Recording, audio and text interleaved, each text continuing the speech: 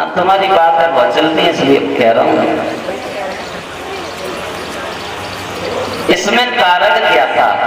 देखो भगवान है हमारे और हम परमात्मा का भजन करें, सुन लेना एक एक शब्द, हम परमात्मा का भजन करें तो भी भगवान हमें खुश रखेंगे, और अगर हम भजन नहीं करेंगे वो फिर भी खुश रखते या नहीं रखते?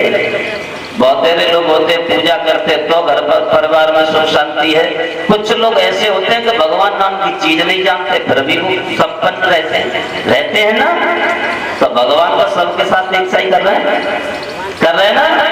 अब अपना अपना कर्म है, या कोई दुखी है या कोई सुखी है, ये कर्म करोगे तो ही फल मिलेगा, नहीं करोगे तो मिलेगा नहीं।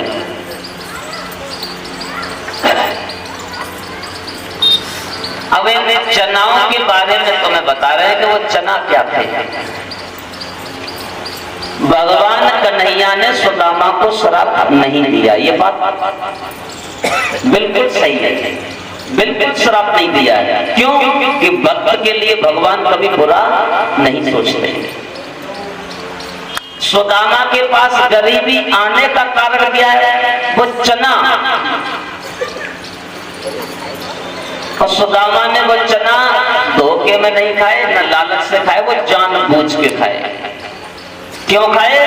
अगर उन चनाओं को वो सुदामा नहीं खाते तो आज ये सारी सृष्टि है ना संपन्न, ये संपन्न नहीं होती, ये सारी सृष्टि ही दरिद्र होती, दर दर की ठोकर खा रही होती। ये सुदामा की देन है जो हमें 2 रोटी समय से मिल जाती है।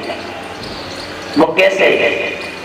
एक बार शांतिपन आश्रम के पास में एक गरीबी ब्राह्मणी की कुटी है, ब्राह्मणी पंडितानी की कुटिया। पास में कुछ नहीं है, नगर में भिक्षा मांगने जाती है और जो मिल जाता है वो उसी से अपना गुजारा करती है, पेट पलना चल रहा है। एक दिन ब्राह्मणी गई तो उसे नगर से भिक्षा नहीं मिली, दूसरे दिन गई नहीं मिली, तीसरे दिन गई नहीं मिली, चौथे दिन गई नहीं मिली। जब 5वें दिन गई है ना तो सारे दिन कुछ नहीं मिला है। शाम को उस ब्राह्मणी को किसी ने थोड़े से चना दे दिए।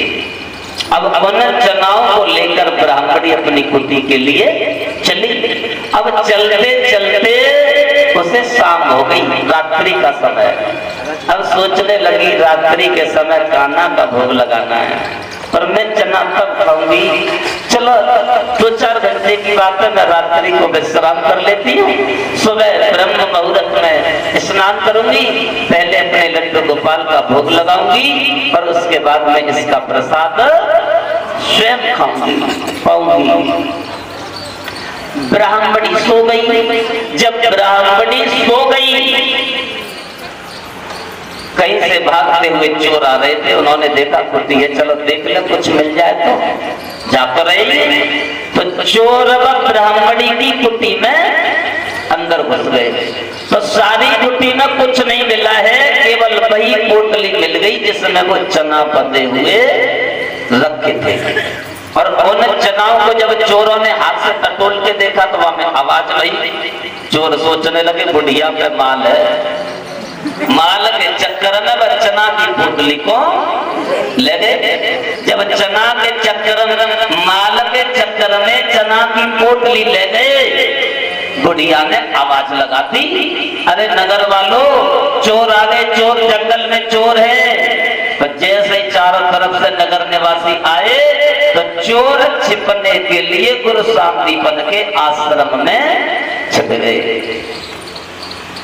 जब गुरु के आश्रम में चोर छिप गए, कुछ समय के बाद चोर तो वहां से चले गए, लेकिन वो चना वाली पोटली कहाँ रह गई?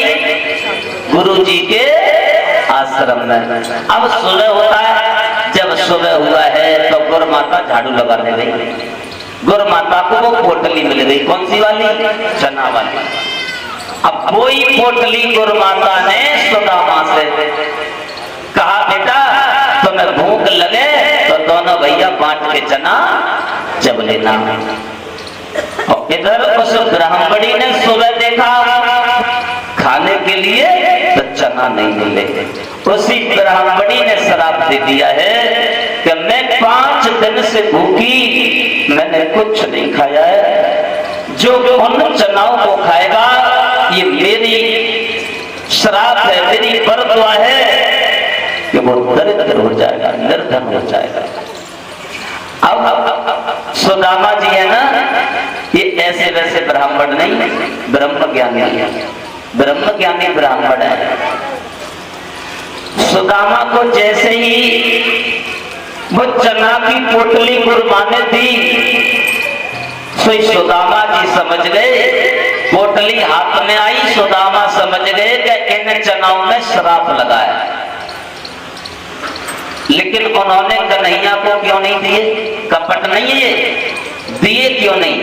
इसलिए नहीं दिए, अगर मैंने ये चना धोखे से अगर कन्हैया को खिला दिए तो इन चनाओं को उस ब्राह्मणी का श्राप है, जो खाएगा वो कौन बनेगा? कौन बनेगा? दरिद्र। जो चना खाएगा वो बनेगा दरिद्र। और कन्हैया ने अगर ये चना खा लिए तो कन्हैया दरिद्र हो जाएंगे। पर जिस सृष्टि का मालिक दरिद्र हो जाएगा तो भला सृष्टि का क्या होगा? जिसका भगवान ही दरिद्र हो जाए, सृष्टि का क्या होगा? और श्राप तो भोगना पड़ेगा। इसलिए सुदामा ने वो कन्हैया को न दे करके वो चना स्वयं खाए थे। बोलो गोविंद भगवान की। बात समझ में आ गई? कन्हैया ने तो नहीं दिया श्राप, ब्राह्मणी का श्राप था सुदामा के लिए। सुदामा के लिए नहीं, उन चनाओं के लिए। अब सुदामा आ जाते हैं अपनी सुदामा